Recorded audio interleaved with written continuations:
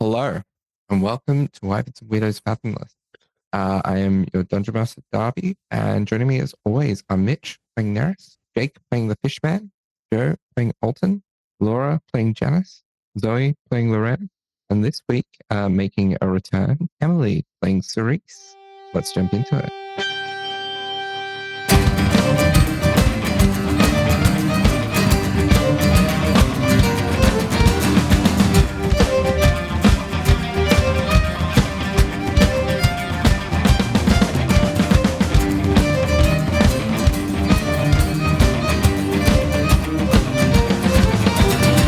So, where we last left off, the party were finalizing preparations toward the ship, the Spirited Gull, with 𝗖𝗔𝗦𝗧 quitting his job that he had picked up during the time skip.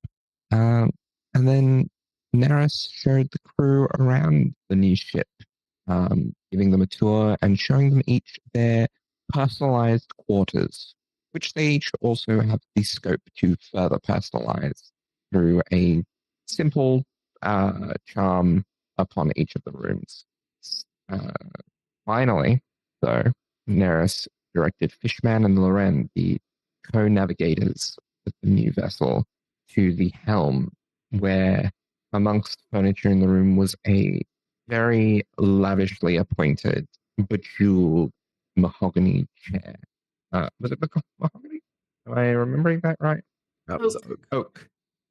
A large, resplendent, bejeweled oak chair, which is the spell jamming helm, a device which, when attuned to and sat upon, allows the, shall we say, pilot to control the vessel that they are attuned to. So, as we pick up for this week's episode, we don't rejoin our regular crew. We instead venture off somewhere else. And can I get everyone except for Emily to take their headphones off? So, 𝗖𝗔𝗦𝗧, where do we find you? So, 𝗖𝗔𝗦𝗧 walks across the deck of the Tainted Heart. It's a clear, sunny day somewhere in the Isles. The crew is scurrying around, tending to their duties, and she nods to a Triton man who turns and heads towards the helm of the ship. She looks aside and sees a male Goliath form she is very familiar with. As she crosses the deck to him, the lookout in the crow's nest calls out, "Merchant ship to starboard!" 𝗖𝗔𝗦𝗧 smirks at the Goliath, looking like there was some fun to be had. "Call her forth!" 𝗖𝗔𝗦𝗧 bellows. "Prepare the ship for rough conditions. Boarding party to meet with 𝗖𝗔𝗦𝗧, Fetch and Astora. We need to prepare a show for them." She quickly strides to the side of the ship. Crew scurrying around, preparing, some making the sails ready for the storm, some fetching weaponry and sacks. Amidst the chaos, the slight, green-haired 𝗲𝗏𝗏 woman, Anastora, ascends from below. Timidly walking out onto the deck, her hair darkens slightly. 𝗖𝗔𝗦𝗧 nods, and the woman walks to the bow of the ship, standing still a moment as the crew waits with bated breath. The air around them starts to whip at their hair and clothing as the sky begins to fill with dark clouds.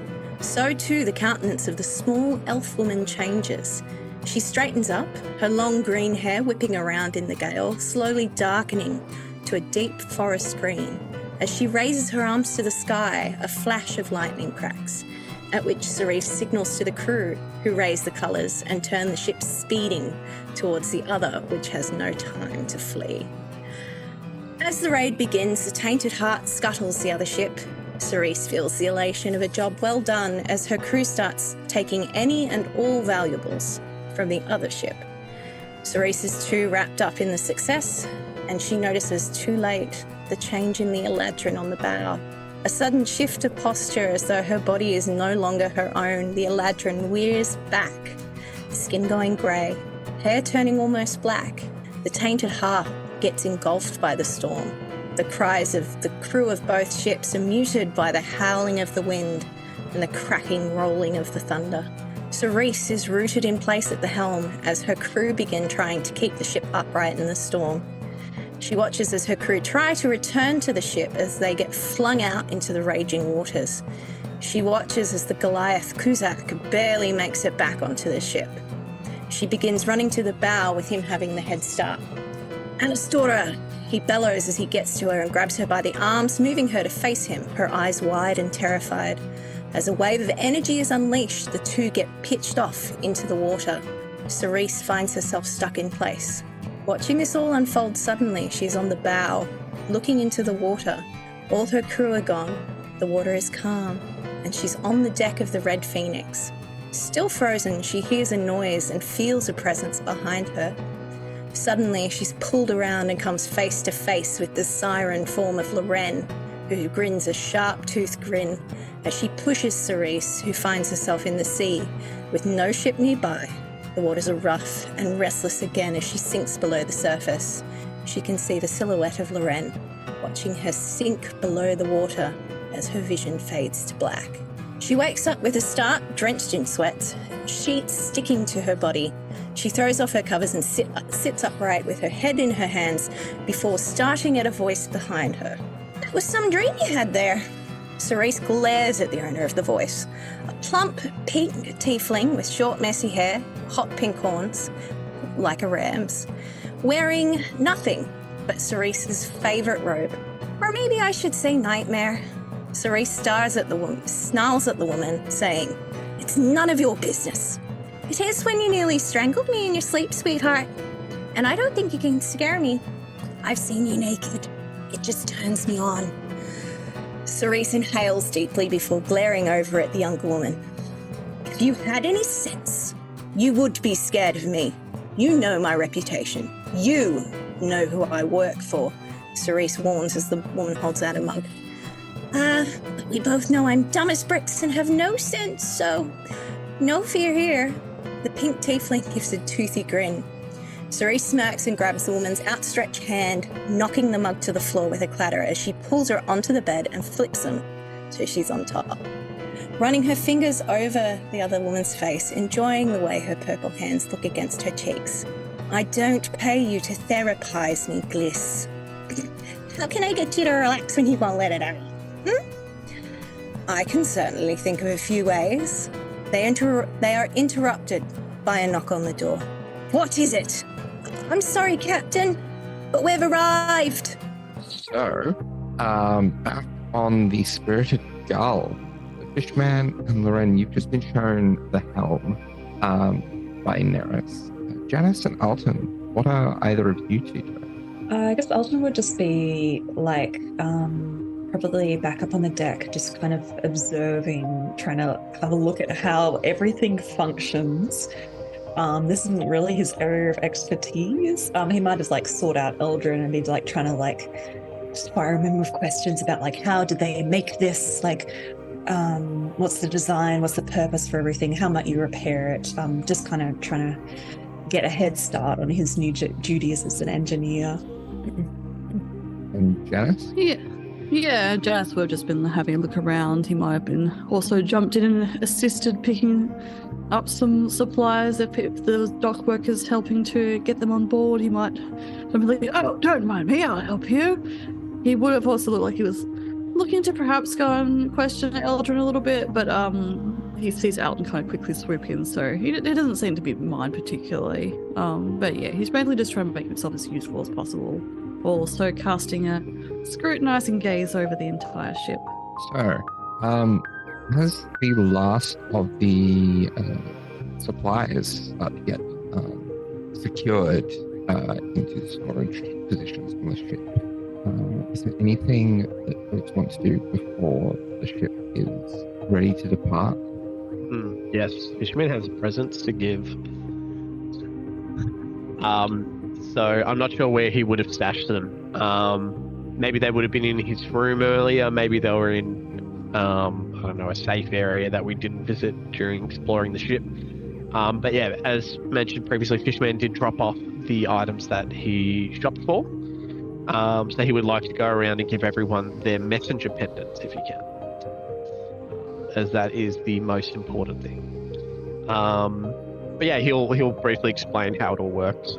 How I believe we can basically open up a channel I believe it was Darby. Yeah. Yes. It's essentially unlimited castings of messenger, and also we can keep an open channel, which I believe is 2-way, essentially. Yeah. Was that over any distance? So it was I over believe it was a mile. a mile. Yeah. Purchase the 300 GP. Yeah. So I believe this is exactly what we needed to solve our issue with communication, hopefully. Or one of the tools that we can use to improve. That's perfect. Really good initiative there, Fishman. I think this will be incredibly useful. Indeed. Good use if we need to be a little bit more covert, considering whose eyes are on us at all times, potentially. Exactly. And, Janice, we actually have something extra for you. Really? As Fishman brings out a potion. I believe it's a white-ish potion with a few things floating inside, but he'll hand that over to you and say, we think that this potion might be best suited for you. It is a potion of giant size. So if you Really? drink this, you would get quite big, actually. Oh, I mean, I'm big enough already. This would be... And he, does a big, sharp grin that, shows every single one of his shark teeth. No, this would be fun. Obviously single use. However, I believe it helps with... You can take a few more hits, and that effect does last even after the effects of the potion have wintered. Oh. Temporarily, anyways. How useful. I appreciate this very much. That is very thoughtful. I will use it to great advantage and to protect my crew. Thank you very much. No worries. Just something that we found and thought we would pick up for you. Neris, we also have something for you. As he brings out the elven chain that they picked up earlier. No more dying, please. I will endeavor to not. I believe this does not require you to have any prior knowledge to any type of armor. So you should be able to wear this quite easily, actually. That is incredibly beneficial, for I do in fact have no prior knowledge to armor. Exactly. The way it's manufactured, I believe the weaving of it kind of makes the sound of the armor and the movement, it dulls down the sound and makes it easier to move. So you should have no impairment whatsoever, with a little bit of protection. Interesting. Thank you. And then obviously I also have your potions. As Fishman takes them out, you all know he brings out the bolts that he brought out earlier, just so he can get to the potions, and then puts the bolts back into his satchel. Now, are you wanting to hold on to all of these, or should we divvy these up? I think it would be best if we divvied some of them up. If everyone has one on them at all times, then if it comes to a crisis, that's always useful. So 5 potions of healing, I believe, 4 potions of greater healing, and 1 potion of superior healing. Indeed. Maybe the regular healing potions, we can all hang on to one of them each. Perhaps we can divvy them up later, if need be, if we're going on a particularly dangerous quest. Although, I must say, you two, with your new improved armor and magical potions, please don't take this as a reason to be reckless in battle. Those potions are extremely expensive, too. And yes, just don't go throwing yourself headlong into any more creatures or anything. Of course, Doc. I'll make good care that your warning won't go to waste. He does a thumbs up with that slight tremor that you always see. Appreciated.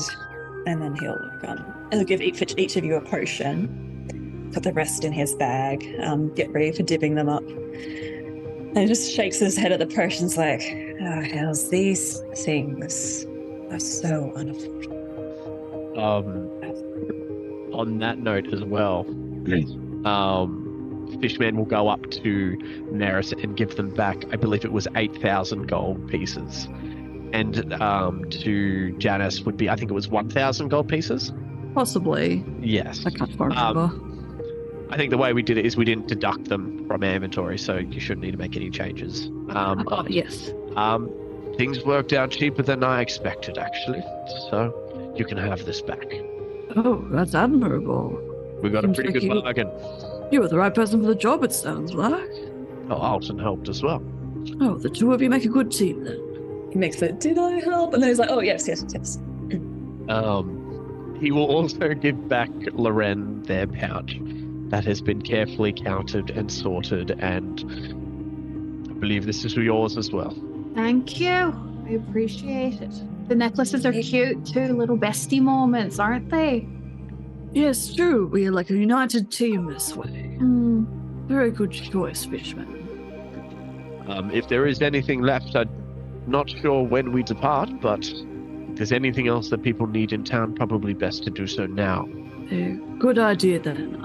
I will be not too long. I just need to send off a letter. And Janice reaches into his pocket while he says that and holds out like a little... It's already been like wrapped up in like some twine as well, just like a little bundle of like a letter or something. But otherwise, I'm ready to depart at any time. I will just go deliver this. No worries. And yeah, in the meantime, I guess Fishman's going to equip all of the things that he got as well, which was the Pearl of Power.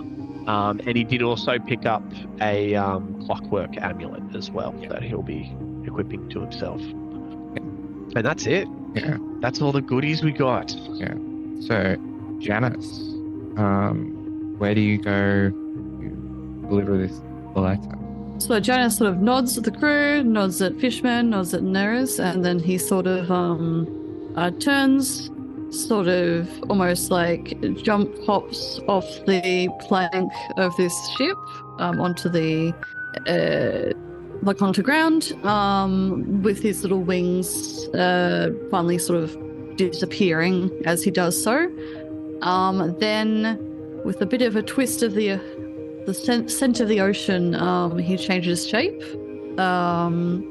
Sorry, it's like this little like crack of like the scent of the ocean. He sort of like changes shape using Mask of Many Faces, just so it just obscures him slightly, so it doesn't look exactly like him. And he will stride not too far back into town. He sort of stops by not too far from where the fight club is, that he spent a couple of times going through a couple of rounds with his friend Gaul, and also specifically Flourish, who's also taken up hanging out there. Specifically, I believe she's been working with them during the 3 months since the Polaris disbanded. And he sort of like waves easily to a couple of the people as he approaches. Some of them might recognize just this general shape because he has been taken to obscuring himself a little bit of late, but he hasn't been around since that little break. And he sort of like looks around and then sort of goes, "Oh, would I be able to speak to Floret just for a moment? I have a message for him," to one of the people running the fight club. Sure. Laura, someone for you. And of course, the small cat folk with her little hair done up in bunches scurries forward. She's been doing decently okay, I guess, over the past 3 months. She's very resourceful, and she has like a wife living apart at the moment with a long distance, I suppose you could say. So they're both doing fairly well, and sort of sending packets to one another, but she sort of scurries ahead. "Ah, Floret, good to see you." Always good, Janice. "Of course. Now listen," and he sort of like crouches down as he always used to. "I'm going away on a little voyage for a bit. I've got some letters for the family. You know how to get to them, of course. Get the letters to them, obviously. Yes. Hush hush as always, okay?" And he covertly hands her the letters. "And yes, I will hopefully check in on you again in maybe, let's say, a couple of weeks. If I don't, you know what to send them, okay?" Yeah. "Here's a little bit for your trouble." And he hands her a coin purse of 100 gold. "Take care, and say hi to Gaul next time you see him as well." Will do. And then he claps her on the shoulder and presses his forehead, like sort of like forehead bumps her, and then straightens up. It's like, "See you later then. We'll go another round next time. He sort of puts his hand up in a fist, jokingly towards her. I'll hold you to it. Have a good one. And then he scurries off again and will make his way back to the ship. Probably like picking up something to eat along the way. Like a little fish stall. He buys the fish and just bites the head off as he's walking back to the ship. As you're walking back, roll me a perception check. Okie dokie. So that perception check. What's my perception again? Hang on. Oh, -1. Okay, so like 13. 13. Okay. You feel like you spotted something out of place, out of the corner of your eye, but it was there and gone so quickly that you couldn't really. And although Janice is quite overcautious of late, it's a lot more cautious than he was in the past 3 months, or even before then, he looks around, looks again, and then just rolls his shoulder as he still has that confidence that he has to have that.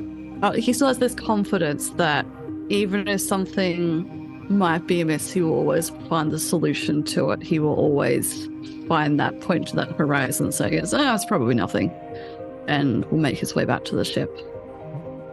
Were there any last-minute preparations that those remaining on the ship were undertaking? I think Loren is just gonna say she's investigating like the rest of the ship to make sure she knows what's what, but really she's just kind of poking around, seeing if there's any like loose nails, seeing if there's anything she could make fun of Neris and Fishman for, just kind of poking around, doing stuff. She kind of looks at one point when she realizes it's actually very well constructed. She just kind of leans on the bow and looks out across the horizon. Just kind of leans there for a minute, just quietly to herself is like, she won't respond, kiddo. Come on. It's a stupid idea. It's so stupid. It's a very bad idea. And then she kind of nods to herself and like goes to her room and then is just faced with like this singular mirror. And she takes a big deep breath in and she goes right up to the mirror and looks into it. And I do think I'm gonna cast Sending to Cerise. Okay. Let's see how that goes. I haven't planned this for once in my life.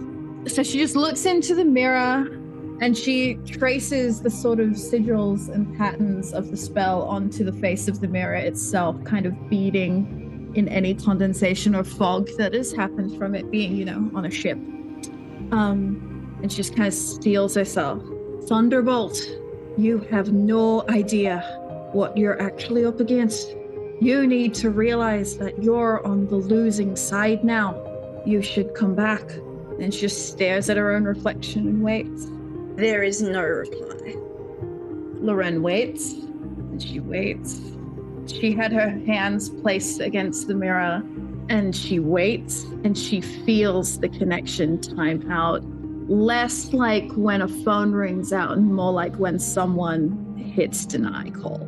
And without thinking, for a moment, all her nails extend and sink into the molding around the mirror. And then she kind of, shit, and tries to pull her hands out and can't. And then has to breathe deeply and just goes, you're sewing with sharks. You're sewing with sharks. You knew she wouldn't respond, you idiot. You're sewing with sharks. Until her nails retract. And then she looks at the holes left around the mirror and goes, well, at least I didn't crack it. Hope Neris knows Minden. And then she will return to the deck and wait to sail off. Any other last-minute preparations, folks? Otherwise, Janice rejoins the crew. Oh, done. Ready whenever the rest of you are. So, at the point of Janice's return, who is on the deck? Loren, Fishman, and Fishman being the nest. Dolphin, yeah. Actually, no, there was no mast. Hang on. There is a mast. I think they were in the process of starting to raise it up. Okay. So you could be in the mast. It's a little bit more flimsy than the Polaris was, though. That's all right. Sorry, just wanted to double check there was a crow's nest. Otherwise, Jake, would be sad. That's where I be 90% of the time. So, So everyone who is on deck, so it looks like everyone except for Neris, roll me a perception check. 25. 6. 6. Dirty. Say that again, Joe. 18. Dirty 20. Okay. So everyone but Janice would notice one thing, and then Fishman for the 25, you would notice an additional thing. So you would all notice a familiar ship pulling into harbor. Fishman, you would notice that. You would also notice, guarded within the crowd, hiding another figure, cloaked, trying desperately not to make their presence known, trying not to draw attention to themselves. And where were they? So, hidden within the crowds upon the dock. And how far away is the ship being docked? So the ship is docked on the dock itself. The dock is probably about 20 feet from about 10 feet of boards, and then so the entry point is probably about 50 feet along the ship, and then there's a crowd along. Some of them attending to the ships, some of them going to ships, some of them attending to business. It's a reasonable sized crowd, but amongst it there is one person or entity in there in a hooded cloak, trying desperately to blend in and doing a decent job for the most part, but from your vantage point, they stick out a little bit. Yeah, so first things first, Fishman would like to cast the first message on our little comm channel. And he'll say this discreetly as well. It appears we have 2 lots of company at the moment, everyone. The Red Phoenix has just docked, and another cloaked individual. Could he put together that it was following Janice, maybe? Roll me an insight check. The second that he mentions Red Phoenix, Janice looks to Lauren. 24. Okay. There's not quite enough within just scurrying around to determine intent beyond trying to blend in. And another cloaked individual in the crowd. I believe everyone should come up on deck. And if he can, I know it's a cloaked individual, but can he recognize anything about cloak, the way they move, technique they use, to identify them perhaps? Roll me another insight. Yeah. 26. 26. Yeah.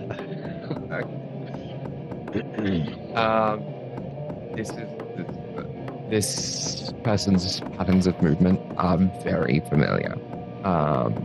This is the same patterns of movement that you have seen day after day after day. It is similar patterns of movement to what you would expect from Neris. And I believe the cloaked figure may be late. Oh, shit. Yeah, right. If there is radio silence, or if it's just the oh shits, can Fishman will say, any chance on an early test flight? I think it might be time to go. Yes, absolutely. Just to loop back and respond to Janice, like looking at Loren, because she spotted the Red Phoenix before Fishman got on the walkie-talkies. She is just frozen, just staring. She has not moved. She has not blinked. She is completely still and blank, watching the Red Phoenix pull into port. You can't even tell if she's heard anything that's been said since she saw it. I think we've been spotted. Oh, sorry. No, it's all good. Actually, just quickly checking as well. Is Neris still not visible? Or are we just talking over or has everyone come to the deck? Which Neris are we talking about here? Our Neris. Little young boy has Question mark. started to make his way up with haste to the upper deck as soon as he heard. So yeah, in that case, Janice, who's just gotten back on the ship, clasps a hand on Loren's shoulder, seeing her sort of frozen, is like, we'd better be careful. Though I do wonder, does this mean they're working together? Why would they both be here? Because I have incredible bad luck.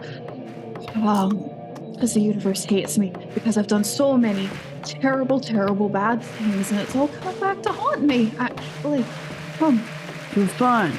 You left them. There's no problem, right? Yeah, I left them, didn't I? And she just, using shape water, pulls water out of her little, water pouch and just wraps it around her neck. And she's like, there's too much freaking air up here. So yeah, if Fishman can monitor, if he can without giving away the fact that they've been made, what the hell is Latham doing? Is he coming closer to the ship, or is he... roll me an additional perception check to glean that. So many checks. 24. 24. We're doing good with rolls, thank God. The path doesn't seem to be towards the spirited gull.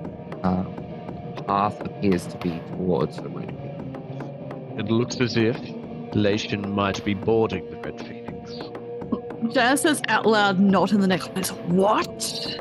Well, we did have that idea about, turning them against each other, right? They're enemies. Neris, get on board now. What the hell is going on? Has Neris made it to the deck at this point? Yes. Oh, cool. How far away is Lation? You asked Fishman, he could tell you. Yeah. Oh, yeah. Where is... From the center of the deck,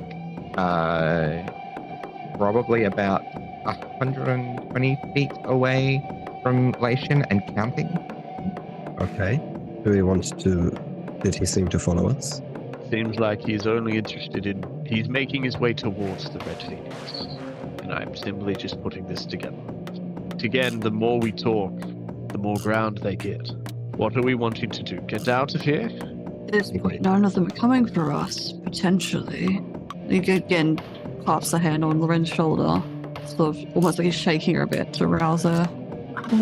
They're on completely opposing sides. What's he doing running towards the Phoenix? And not... He's trying not to be seen. He's trying not to be seen. Doing quite well. Is he a one-man ambush? Is Fishman's confident that this is Lation? Reasonably confident. They are fully hooded, but based off their patterns of movement, they're reasonably confident that this is in fact Lation. That, or they are Neris, which I doubt. That's all poke Neris. Oh, You're you, right? I believe I am. I'm not sure if I would know if I was not. But for all intents and purposes, I believe I am.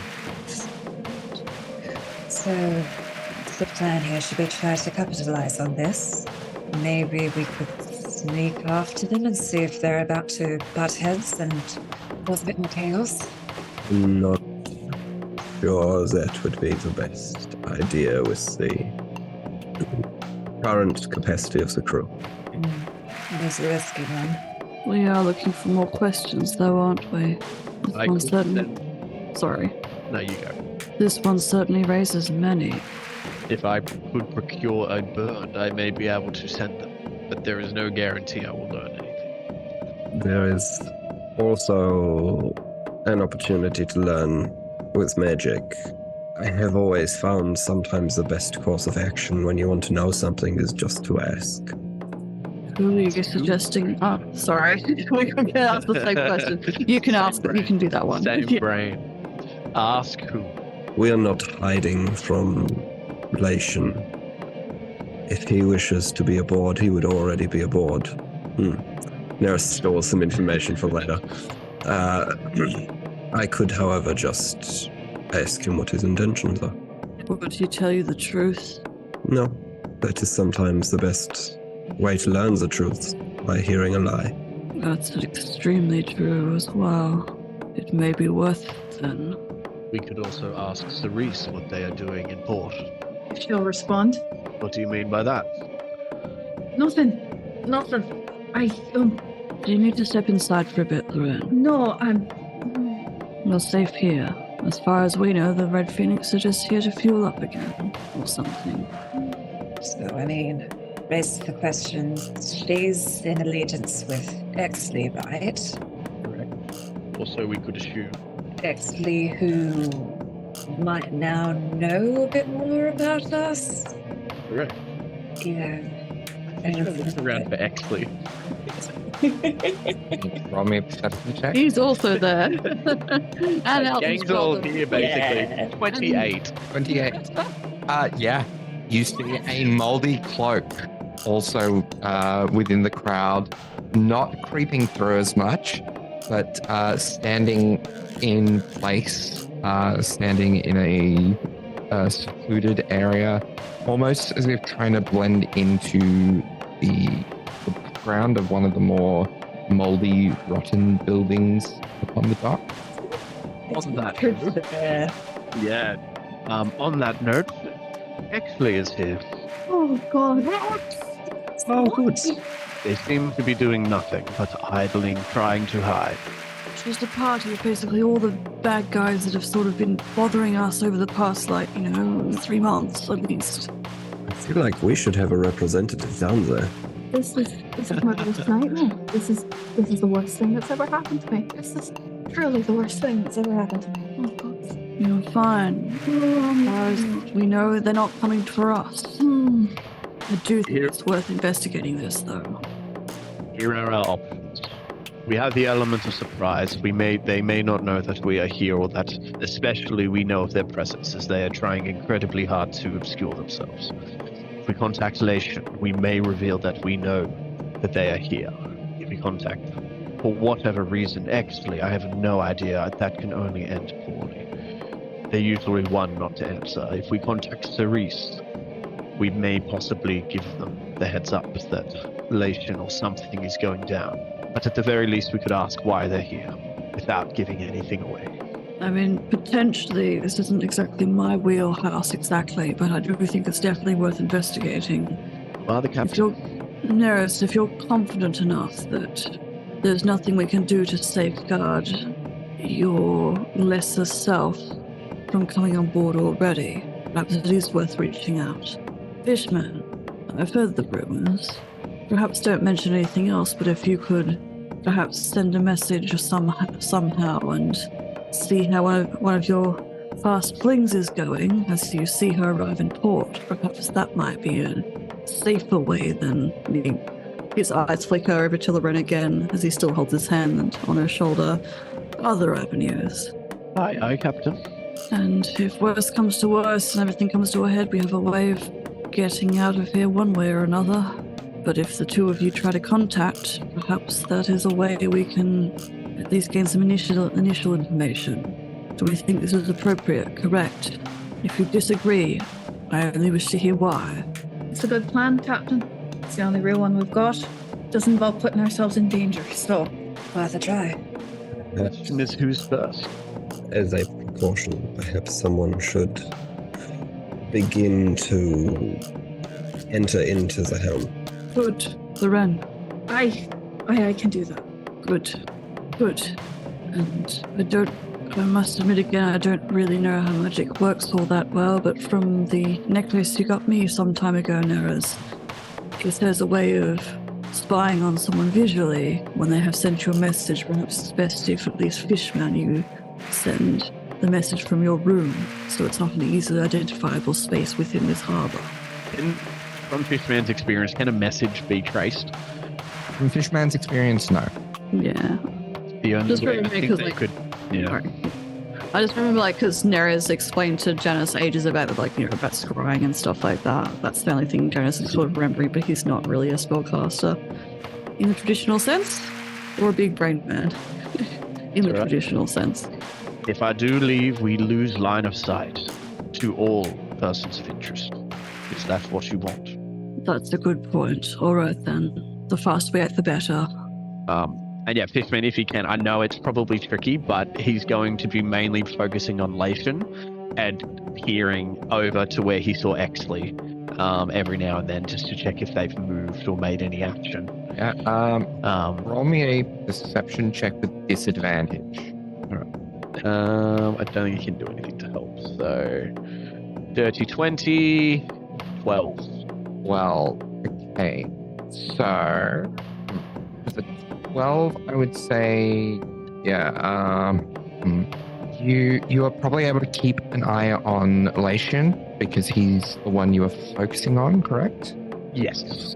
Just checking if 𝗖𝗔𝗦𝗧 has moved from the spot he was already last. You do lose 𝗖𝗔𝗦𝗧. As in, like, he's not in the same spot, or I might He is not in the same spot. Him in the same He is spot. not in the same spot. All right, best we act now. Who goes first?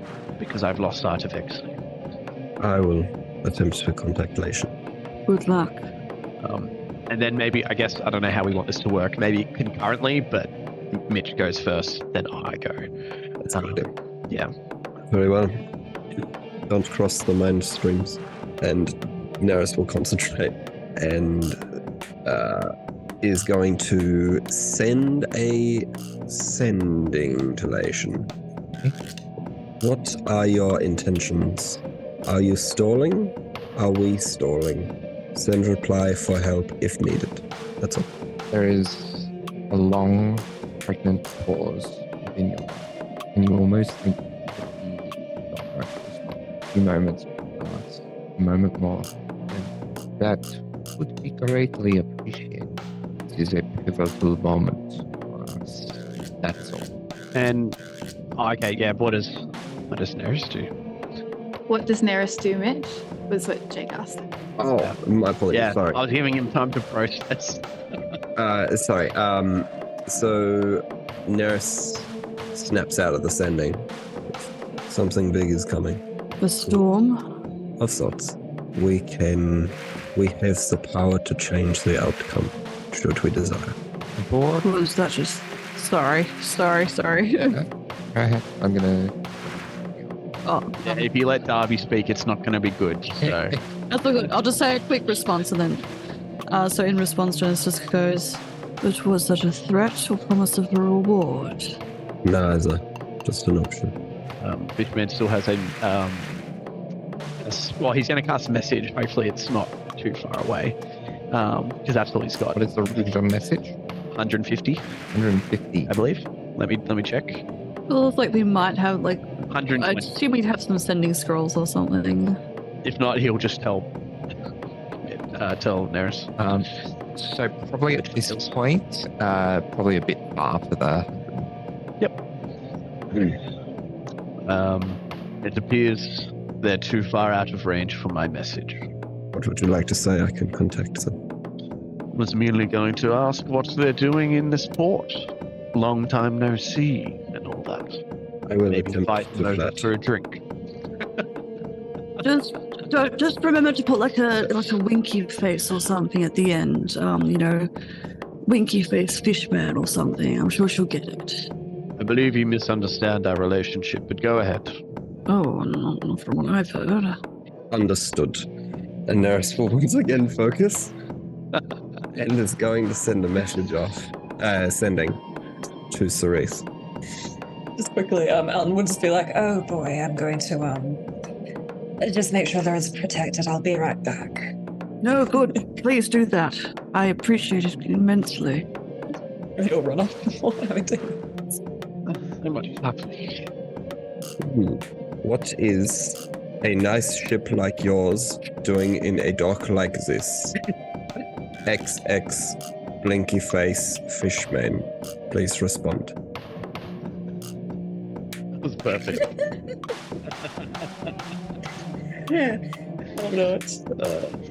There is a pause, a momentary pause, and then a very confused sounding, "Am I not allowed to come into port when I need supplies?" That does not sound very much like Fishman. Visit boy. Offensive, but that's okay. I think the accent threw it off a bit, but the message got through. The Red Phoenix is here to supply, which means they are here for a meeting. And either 𝗖𝗔𝗧𝗧 or 𝗖𝗧𝗧𝗧 is attempting to crash that meeting. And either 𝗖𝗧𝗧𝗧𝗧 or 𝗖𝗧𝗧𝗧 are unaware that 𝗖𝗧𝗧𝗧 is attending. Okay. So what do we do? This is so many unknown factors. Would Fishman kind of piece it together that maybe they're here for Exley? Roll me an insight check. So many checks. I'm so good at them. 25. Right. It seems a reasonable assumption. I'd say it's reasonable to assume that Exley is meeting with Cerise, and that 𝗖𝗔𝗦𝗧 is taking this opportunity to do something, unbeknownst to Cerise and Exley. I suppose if Exley's been skulking around in the sewers, that makes it correct. It may also pass on whatever information Alton's brother may know by now of what transpired down there. I have a terrible suggestion. Feel free to stop me. We're all ears. Our mission, our grand mission, is to prevent the gods from breaching the barrier between their plane and ours. So it sounds. An argument could be made that there are two teams here when it all boils down to it. There is the Red Phoenix, with Exley as a potential ally, and then there is 𝗖𝗔𝗦𝗧. One of those individuals is also against the gods breaching into this plane. If we want to intervene, if we feel the need to intervene, potentially it would be prudent of us to, if the need should arise, to ally temporarily with 𝗖𝗔𝗦𝗧. I'm not sure if you remember, but our relationship with 𝗖𝗔𝗦𝗧 is not a good one. Unless things have changed. Certainly not. How certain are you in this gamble? There is much uncertainty here. However, Cerise is allied with the god Conrad. Conrad will wish. We want to stop the gods from coming. I do not believe Exley wishes that. Exley, it has been made known to us that Exley wishes to return Conrad to this plane. If that happens, we fail. I believe 𝗖𝗔𝗦𝗧 would choose to stop that. I don't know if I like this, but if Loren. we do go with... Oh, sorry. No, it's all good. Sorry, I heard a pause. That's all good. I don't know if I like this. Sorry. No. I'll say... I've actually forgotten what I was going to say, so please say what you were going to say. Damn it, I'm so sorry. It's totally fine. I will just say whatever you're about to say, Jake. Loren has gone down to the helm. Yeah, but we have the best. Oh yeah. Cool. Yeah. Loren, if we were to confront Cerise, well, would you like to stay out of it? Over the pendants, what you first hear is the sound of like speaking through water. Like you just hear that, and then kind of the faint sounds of magic water being moved, and then you're like, is this 𝗓𝗧𝗧's idiot scheme? We're just gonna run right into the middle of, hey, Captain, are we doing this? We're weighing up the risks. These are too many of our enemies in one place to not know what's going on. But we have a ship that could potentially also fly faster than the wind and higher than the stars. So we potentially have a getaway if you do not wish to tread closer.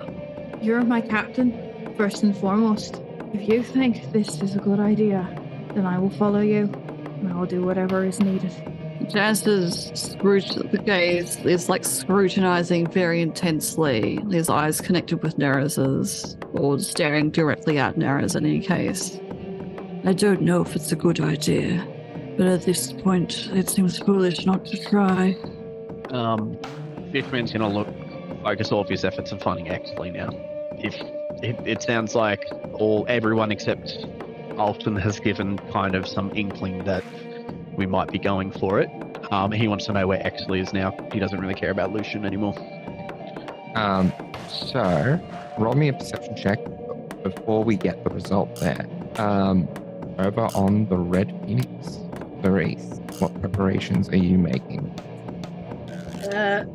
Cerise is currently commanding the crew to make space in the cargo bay for some items to be delivered. She's probably got someone up in the crow's nest looking out for their rendezvous. You hear a message in your mind. Is everything bad? Everything is good on my end. We are already here. Whenever you wish to bring them. Fishman, result of your I rolled a natural 20, so a 29. So, you very clearly see Exley within the crowd. And you see as this cloaked figure clearly gestures as if dropping something from each of their hands and making an arcane gesture. And suddenly, from either side of him, sprouts two massive oak trees as he casts plant growth in the middle of this crowd. The crowd runs in fear and concern. A couple are taken out by the trees as they rapidly grow to full size. And can I get everyone to roll initiative? Fishman would relay this information as well. Oh, damn, never had that happen before. So, Fisherman, initiative, please.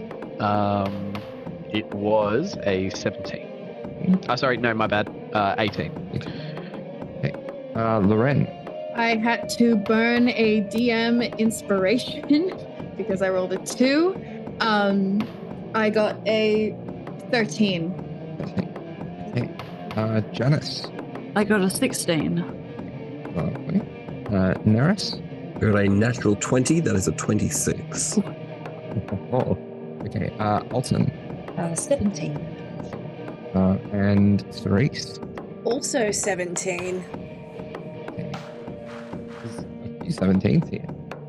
Oh, good point of concern. Is Eldrin still about as well? He is. I have rolled. I have got initiative for him as well. Good luck for him. Crowd will roll on 20, or crowd will act on 20. Just a standard, like region initiative. So, Neris, you actually won initiative. You just inched out your future self by 1. I'm the best. Oh, it feels good. Okay. Now that that's done, I don't know what to do. So I think Neris is going to... How far away are we from the trees now? Probably 180 or something? Yeah, probably 180 from where the trees were suddenly grown. Well, that's a shame. Okay.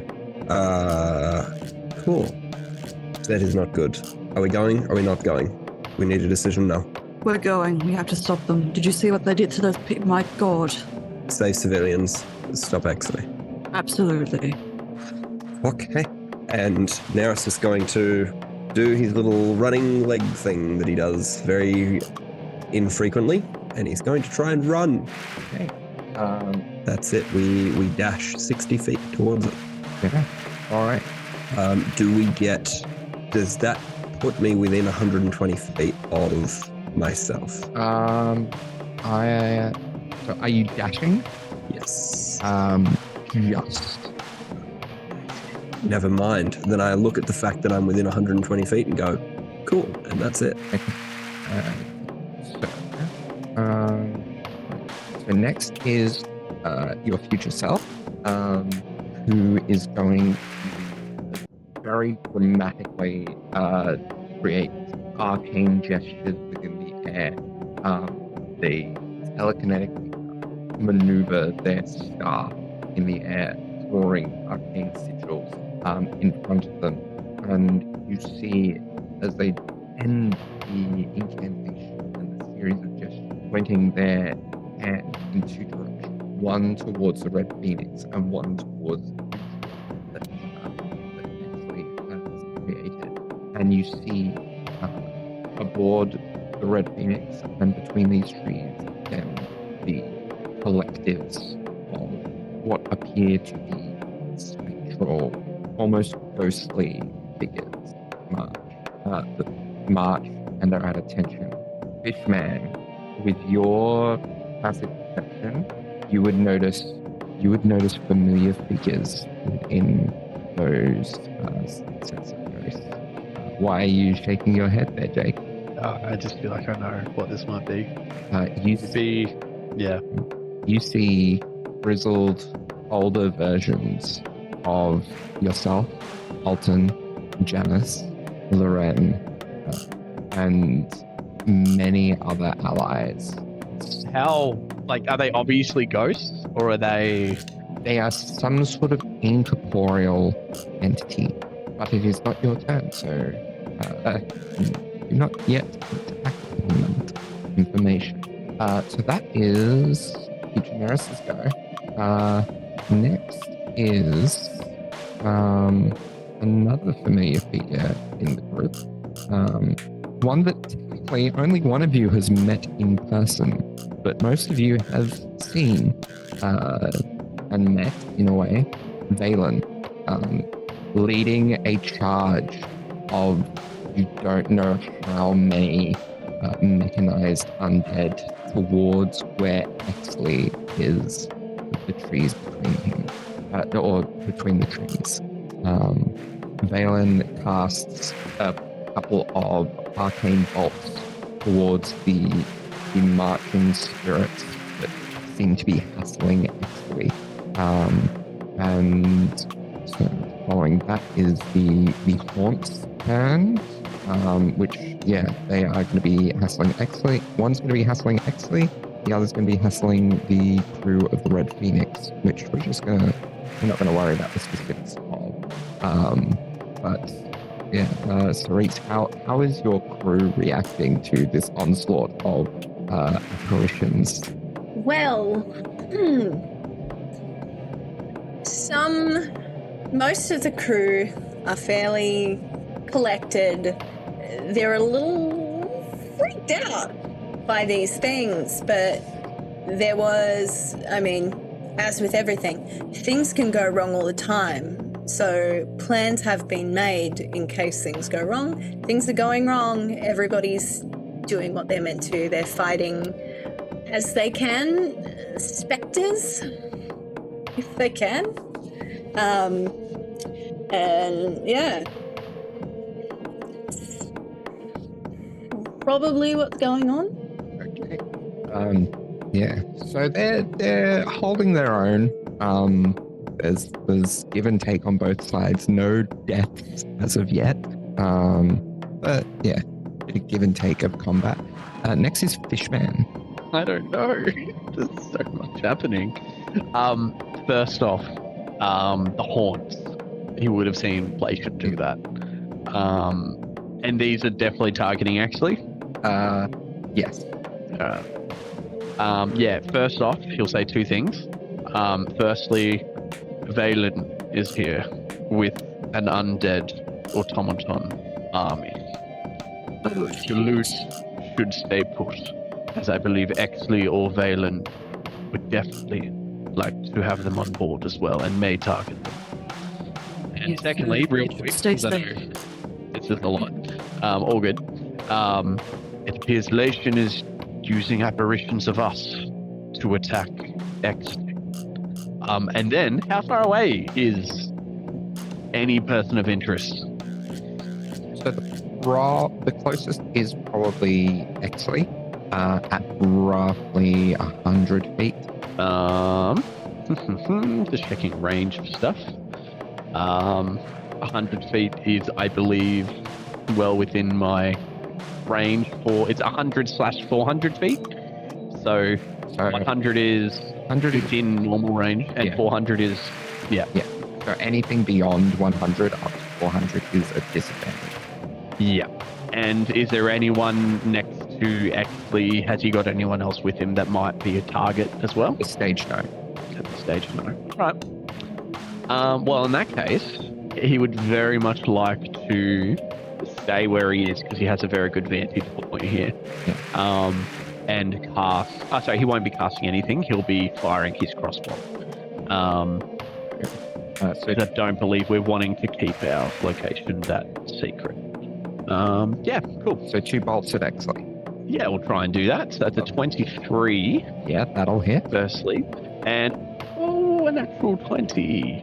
Yes. Ooh, My first natural 20 for combat, I Nice. believe. So lots of stuff happens with a natural 20 for that. But that was my second attack Yep. of note. So the first one, yeah. a bonus action to do that portal thing as well. I believe it's Portal Warrior. Yeah. So that is 14. Oh, sorry, hang on. I believe D&D Beyond is auto critting the damage. Yeah. Sorry, I believe. Let me just. I'll just re-roll that one. So that is 9 damage for the first hit. Okay. Plus, I think it was 2d8. Yeah. Force damage. 2d8, so planar warrior. Yes. So that was 7. However, I can re-roll one of my. I have a piercer ability, which I can re-roll one of my damage dice. Yeah, it does have to be piercing damage. That has to be the piercing. Oh, we won't worry about that because it was pretty good. All right, and then the critical would be. Let me double check. The crit would be because it's max plus another roll. Yes. Yes. All right. So that would be 13. Because he got a critical hit, he can add an extra damage die. Yeah. So that would be 23 altogether. Okay. And then the roll is I'm going to re-roll that one. Nice. So then the roll is an additional 9. Which then I guess it's only once per turn he can re-roll that critical hit, I believe. No, just when I score a critical hit. So do I get that extra piercing damage for the crit on the roll damage as well as the maxed out damage? I don't think so, no. Okay, that's all good. All right, well, there you go. That's, I believe, everything that Fishman can do this turn. All right. Nice. Next is Alton. So, Alton, I believe you are in the helm with Loren. Is that correct? Yeah, that's correct. So Alton has essentially been trying to calm down Loren. Loren has been very distressed. So Alton, you kind of just shoot to Alton. Little flashback. Yeah. Do you want to describe what Loren would have looked like? Yeah, so in the seconds before this combat broke out, Alton would have come into the helm and seen Loren sitting in the chair, unattuned to it, scrunkled up like a little goblin, like she does whenever she's with Janice, head entirely covered in a water bubble, as she appears to try and hold herself back from a panic attack. Just unseeing, unhearing, breathing water. And she only really stopped when that message came through and she had to respond, and then she has been trying to calm down with Alton the rest of the time. And then suddenly they're hearing through the necklace everything that's happening, and she's not panicking. There's this weird sense of calm entering her body as it's going into it's fight or flight, and she's technically a flightless bird, so that's the aura we're getting here. Goodness. Yeah, so Alton was trying to calm down Loren, and as he was doing so, he got out like a wire from his little gadgets bag, and he was kind of laying it across the entrance to the helm, and he's kind of just talking Loren through the process, just trying to talk about mechanical artificer kind of stuff to keep her distracted, checking in on her, and he was. After he'd gotten this little wire set up, this little bell attached to it, he spent some time just with his hands on the wire, just focused, and with some difficulty. Eventually, a slight glow came from it. It's all right, you'll be safe now if anything sneaks up on you. And at that moment, he hears the message from Fishman. Island's here. What? With an you can't be serious. Also, we're all having the worst day of our lives. Fantastic. What we do? I don't know. This city is screwed, isn't it? Yeah. Oh, yeah. Right. And then to Fishman, I'd be like, all right, do you need me out there? Are we running? What's going on? We can't take them all on. They are taking each other on, and I am merely staying on the boat to assist for now. Right, okay. Nereus has gone. And that's probably all Fishman has time to say. All right, Loren, if anyone comes in here, that's going to set off an alarm. That we should all be able to hear, so I'm just going to quickly check what's going on up there. Yeah, no, good luck. And he's just going to run out the door and then just survey the scene. Yeah. Okay, roll me a perception check. Yes, sorry. That's an 18. Okay, so you see there is significantly less crowd than there was when you went downstairs. Mostly because it has dispersed. There are a few bodies around a couple of trees that weren't there before, with a very moldy cloaked figure between them that you pick up pretty quickly as excellent. He is also somewhat surrounded by a number of spiritual entities, some of which resemble familiar figures, but aged somewhat, such as yourself, Janice, Loren, and the Fishman. And there is another collective of those entities aboard the deck of the Red Phoenix. That's probably all you have time to do with your turn, I think. Yeah. Oh, you do also see Valen leading a small army of the mechanized undead right towards Exley. Oh. So next is Reese. Ooh-wee. So Reese would have been just below deck. So hearing everything, she will run up onto deck. As she runs up onto deck, if anybody sees her, she appears to have this sort of shimmering protective layer over her. Is she within 120 feet of Lation? Yeah. Alright, 3 Eldritch Blasts. Alright. Roll to hit 3 times. She recognizes him and is like, no. So that's what's that? 16, an 18, and a 21. Okay. So 2 of them miss neatly. The third looks like it's going to go square for his chest when he brings up an arcane shield block. As it hits, it fizzles out in like a spark of electricity. Don't think there's anything else that I can really do. Got a bonus. No, I might X or something. save that for later, I think. In that case, next is Janice. All right. So yeah, everything's suddenly flown into action very quickly the moment that those trees sort of burst up out of the ground and started uprooting civilians, and suddenly all these different parts of armies almost start to converge. And just almost barks out his order before all of this happens, and then he just looks around and is like, looks out to where Nereus has already run off, and then looks up at Fishman and is like, if it gets bad, someone needs to bring the ship over here. Be it you or Loren. I'll see you soon. And he jumps off the ship, and he's also going to run after in the same direction Nereus has been. So we're going to dash, so that's, I believe, his walking speed is 40 feet, so he will cover a fair amount of distance bolting. Yeah. So you'll be getting close then. And he while he's doing that, he's pulling his his glaive off his back as he runs. Yeah. Doing anything with your bonus action? He is going to rage. I would like to rage, please.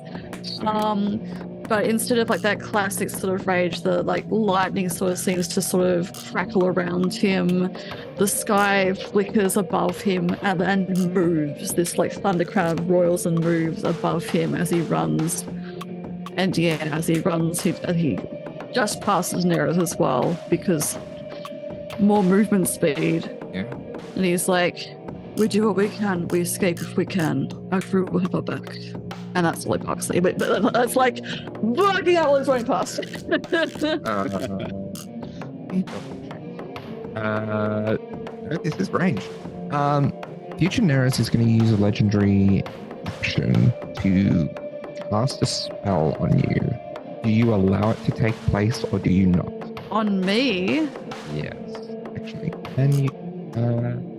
He'd be rolling a save.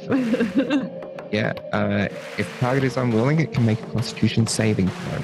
So, yeah. Considering Jazz's specific history with the leader of the Sin Seekers, he's not going to allow. He will be trying to make a saving throw. Okay. We'll do that. Yeah. For better or for worse. When Incredible. would silvery barbs typically need to be cast? It's after the roll. Okay. Yeah, after the roll has been done and before you know whether it fails. Well, I mean, you're the DM. Yeah. Alright, so I have rolled. So I rolled a 9, so it's plus 8, so 17. Okay. Is his Constitution saving throw? Yes. Well, I mean, that wouldn't beat current Neris's spell save DC. So no need for silvery barbs then. No. But so he fails. So you find yourself expand in size as future Neris casts enlarge on you. So you are now considered a large creature. You are double your size, and until the spell ends, you have advantage on strength checks and strength saving throws. A little redundant with rage. But also your weapons also grow to match your new size. While the weapons are enlarged, your attack with them deal 1d4 extra damage. Oh man, okay. And this like big flash of panic in his expression as he feels this magic take hold. This magic is not completely familiar, but is very familiar.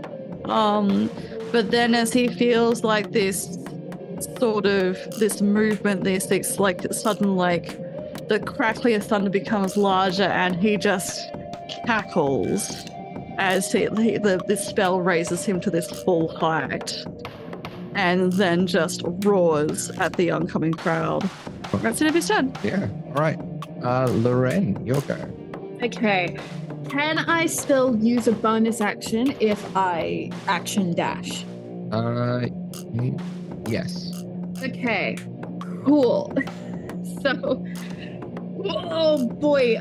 So I'm under the deck of the ship, and all this stuff is occurring, and it's bad. How much can I get within?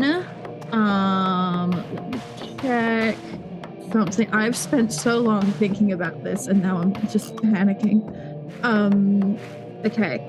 How much movement do I need to use to get within 100 feet of the entrance to, like, the tree entrance where all the bad bots are coming in?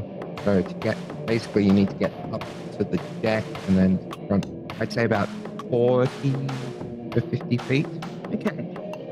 I'm gonna use my full 60 to get me, like, as close as possible. Okay. So full 60 dash. So Loren has been like panicking, and Alton runs out, and she's just hearing this chaos over the pendant, and then she's just like, almost not her voice, but lots of voices say, "Oh, come on, kid. This is how you end it, isn't it?" And then she kind of snaps out of that, and she takes off sprinting. She's gonna get within that 60 feet. See that Janice is huge now and just be like, okay, we'll deal with that later. And then, okay, I'm going to use, how many is it? 2 sorcery point, no, Yeah, I'm going to use 2 sorcery points to make a spell a bonus action, and then I am going to use 3 sorcery points to give 𝗖𝗔𝗦𝗧 disadvantage on the 6th level lightning bolt that I'm about to cast. Okay. So I'm assuming, because it's a straight line, it's 100 feet, Yeah. and all those monsters are coming out of that entrance, so they would all fundamentally be in a straight line. They are in straight lines, like rank and file soldiers. So you wouldn't get all of them, but you would get a line of them. Yeah. Would I also be able to get Valen? Yes, though it would probably, the angle you would have to go at would probably minimize the number of undead that you're getting. Okay, I'd rather get 𝗖𝗔𝗦𝗧 and as many undead as possible. Okay. Valen can be his brother's problem. So I need everyone in that straight line to make a dexterity 19 saving throw, or they're about to take 8d6 lightning damage. Actually, Is at disadvantage. yes. Actually, I think he's going to use the legendary resistance. You can do that. Valen is Oh, wait, no, I'm doing 11d6 damage. Sorry, it's at 6th level. Valen. Valen is a 23. He's a Dexy boy. I thought she wasn't. I'm not getting Valen. I'm Not getting getting 𝗖𝗔𝗦𝗧 and as many undead as possible. Okay, so I'll just get a general fort save for them. So that's probably not going to do it. Yeah, that's a 9 total. For all of them? Yeah. So Cool. And giving them a 𝗖𝗔𝗦𝗧. Okay, and 𝗖𝗔𝗦𝗧 used his legendary resistance. legendary resistance to save. Yes. He still takes half damage. Yes. Just trying to see. I feel like I have something that gives me no, that's only if I use the stuff. Okay, that's fine.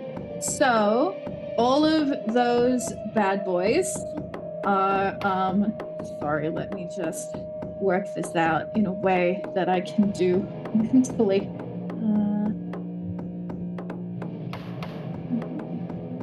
1 6 6, 2 6 12, 3 6 18, 4 6s 24, 5 6s 30, 33 points of lightning damage to every creature that failed.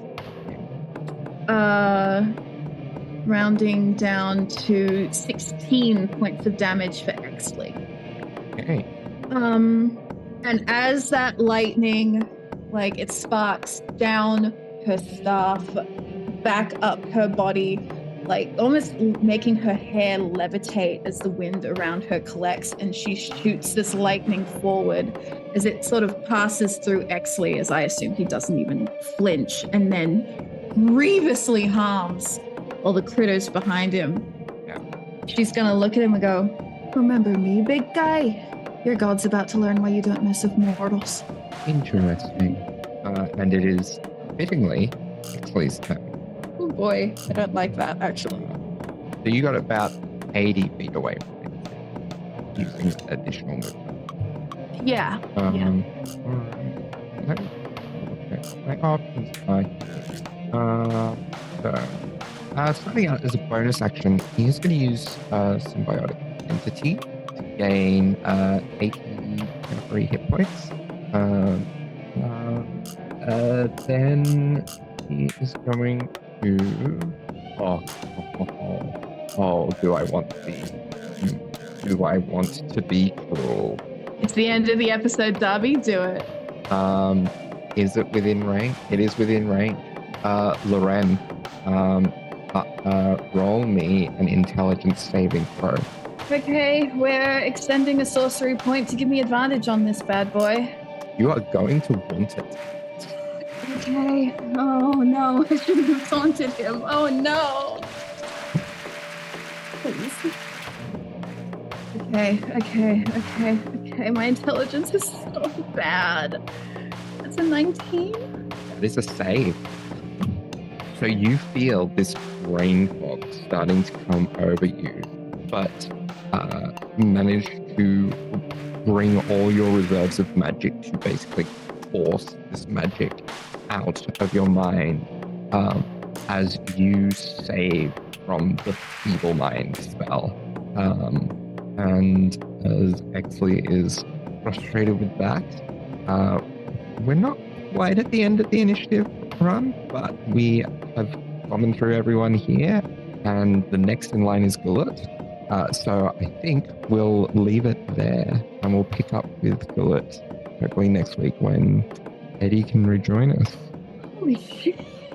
Oh, nice. Wow. Just a fun little adventure, guys. You don't I get to don't- talk, Emily. Resupplying.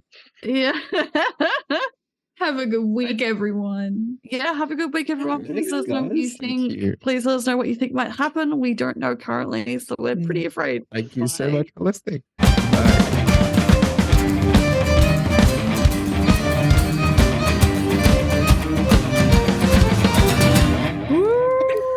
Get wrecked. I think, They're resupplying. yeah. I knew. Wait, Technically, what? yeah. Resupplying. That was not a lie. Bullets. Thank you. Fine. Quick, single scene by myself, nothing else. However, Mitch said it earlier. Oh my gosh. Zabi, as soon as you said, "Am I going to be Oh, cruel?" boy. I was like, "This bitch is going to try and feeble mind me." Well, I was like, it's either that or finger of death, but Yeah. I Holy was shit. honestly expecting like a 2-turn. We kill 𝗓𝗓𝗓 and then we bring them back. oh yeah, Yeah. let's Is that- do an yep. arcane.